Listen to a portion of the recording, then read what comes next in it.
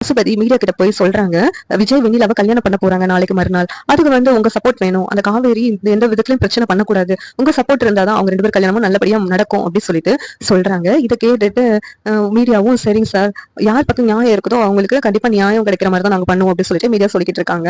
இன்னொரு பக்கம் அஜயோட அப்பா கிட்ட பசுபதி பேசுறாங்க. நீங்க சொன்னாதான் விஜய் எங்க கூப்பிட்டாலும் வருவாங்க.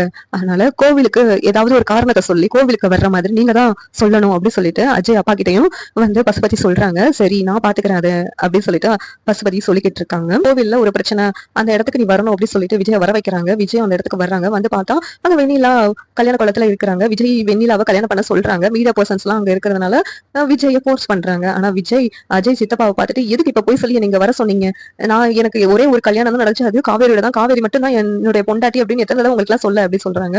வெண்ணிலா இந்த நிலைமைக்கு இருக்கிறதுக்கு காரணமே நீங்க தான் சித்தப்பா, இப்ப என்ன சதி பண்ணிக்கிட்டு இருக்கீங்க அப்படின்னு சொல்லிட்டு விஜய் கோபமா கேக்குறாங்க. உன்னையும் நான் என்னால ஆரம்பிச்ச பிரச்சனையை நானே தீர்த்து வைக்கிறதுக்காக இதெல்லாம் பண்ணிக்கிட்டு இருக்கேன். ஒரு விஷயம் அக்ரிமெண்ட் போட்டு முடிஞ்சிச்சுன்னு சொல்லி போன பொண்ணை பத்தி யோசிச்சுட்டு இருக்கேன். உன்னையும் உயிர்க்குயிரா காதலிக்கிற இந்த பொண்ணை பத்தி ஏன் யோசிக்க மாட்டேங்க அப்படின்னு சொல்லிட்டு சித்தப்பா சொல்றாங்க. அவ என்னை விட்டு பிரிஞ்சு போனான்னு யார் சொன்னது? அவ என்னோட பிரிஞ்செல்லாம் போகல. என் மனசு ஃபுல்லா அவதான் இருக்கிறா. நான் யாரையும் கல்யாணம் பண்ண மாட்டேன். இப்படி சதி பண்ணி என்ன கல்யாணம் பண்ணி வைக்கலாம்னு சொல்லிட்டு யாரும் நினைக்கிறாதீங்க.